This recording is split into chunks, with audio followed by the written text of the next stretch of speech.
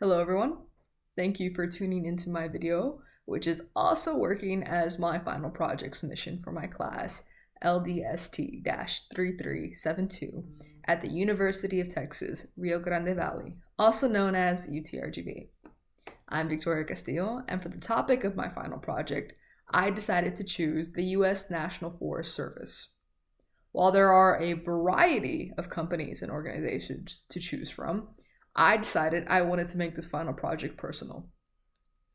Going into a slight bit of a tangent, I believe that the forest, oceans, and even the atmosphere are all under siege right now, considering the heavy amounts of pollution as well as carelessness that plague these environments.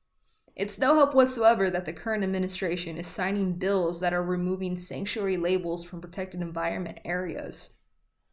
I truly believe that we are on the brink of killing our own planet as well as harming ourselves in the process. This is why it is so utterly important to bring up topics such as global warming, climate change, and in the case of this project, the U.S. National Forest Service. Moreover, and continuing to personalize the project, not only do I have a bleeding heart for the situation that the environment is subjugated to, I also have a heart of a public servant. In case any of you did not know this, there is a subsection under the U.S. National Forest Service Department, and this group is called Wildlife Firefighters. And to me, being a wildlife firefighter is my dream job, ultimate career goal. I suppose we can call that a fun fact about myself. Moreover, jumping into the project itself, I would love to tell you about the history of the U.S. National Forest Service.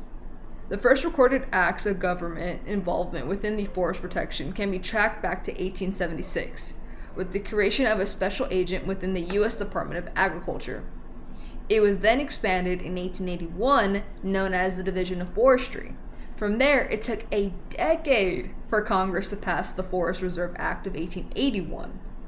Diving into the history of that just a little bit, it gave the president at the time the ability to sanction certain areas and deem them as forest reserves, which fell under the Department of Interior, actually. Another little fun fact.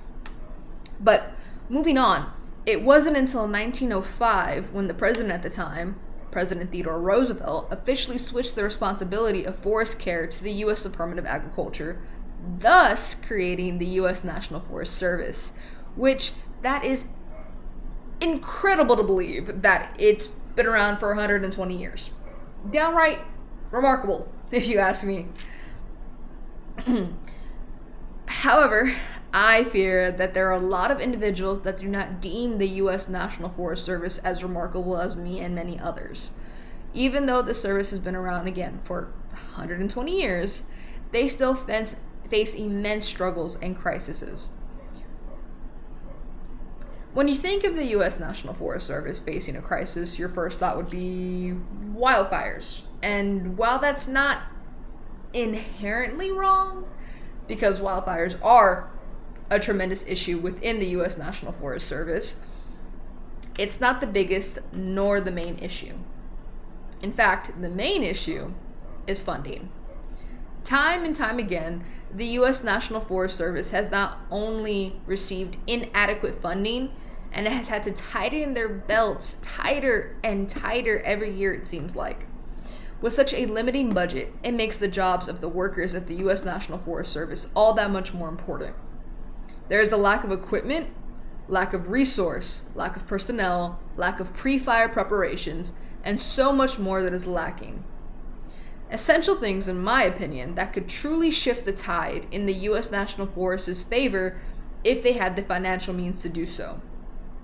Looping back to the idea of wildfires being the greatest crisis for the U.S. National Forest Service, I heavily believe that the wildfires would not be as big of an issue as they are now if we had the proper resources, manpower, and equipment. However, even with their financial allocations shortcoming, the U.S. National Forest has managed to do a fantastic job. They have proven time and time again just how adaptive, flexible, collaborative, and even downright resilient they are. However, our praise should not only stop at the U.S. National Forest Service, it should continue down to the subsections of the service, such as wildlife firefighters, and even down to the individual subsections, such as eagle life scientist, erosion specialist. Without them, the recovery of our forest after an event such as a wildlife fire would just simply not be possible. The U.S. National Forest Service only receives so much money, and that money has to be shared amongst all of those subsections of service. Each subsection and each individual involved in that subsection has had to prove their ability to be collaborative, flexible, autonomous, decisive, and has even had to strive for continuous improvement, not only within personal goals at the department, but within goals of the limitations within that department.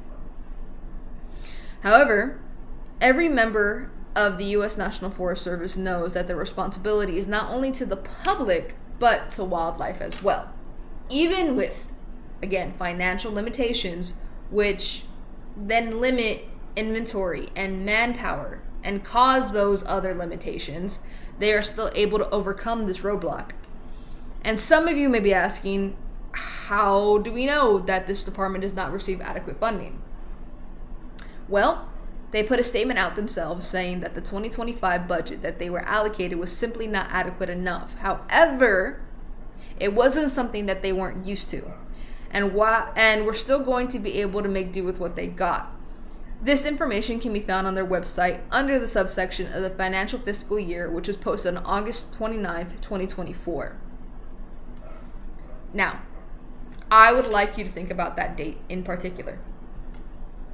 That date was months before the Great Fires in California that took place during the beginning of this year in 2025. And depending upon if you kept up with the story of the fires, we would know that these were some of the most ravenous and destructive and downright hellish fires that we have seen in a while. Many people lost their homes. Many people lost their lives. Many people lost their animals, their livelihoods, and we lost plenty of forest due to these fires. Now let's also think about what was done in these fires. The U.S. National Forest Service and the wildlife firefighters could not keep up with the rate that this fire was spreading. Because again, lack of manpower, lack of resources, and a lack of equipment. The only reason we were able to put out this fire and save the people and environment and so much more is because we had to be collaborative with other fire departments from other states and even from other countries. Firefighters from Mexico and from Africa had to come to help us because, again, we just could not do it on our own. And I truly believe that comes from the fact of the poor funding that these services and subsections receive. Continuing on, the plan I would propose in order to deal with this crisis within this organization, if I were to be a leader in this organization, would be to, one, advocate for increased funding when the funds are being allocated. Just because the budget got set doesn't mean that they don't have the ability to voice disagreements with the amount of the budget. Granted, it's highly likely that the U.S. National Forest Service has already opposed the amount of funding they're receiving. I just personally feel that it is a for surefire way to stay above board in the tactics that are used in order to receive more government funding. Being continuously persistent in what is needed, I think, is the best thing that any leader can do in an organization such as this one that is being dealt with at a government level. Secondly, I would try my hardest to increase a public care towards the U.S. National Forest Service. We could do this through educating the community and having this take place at community centers where the public can meet members of the U.S. National Forest Service through fundraisers. At a small scale, fundraisers such as barbecues and selling calendars, chocolates. I mean, they're small scale, yes, but any money is money. However, big scales would be through, we could say probably through auctions and sale yards and anything really and truly that could just bring in large amounts of people to provide donations. Secondly, I would also try to kind of implement community days, and this would be where the public can visit areas of the U.S. National Forest Service where these employees work,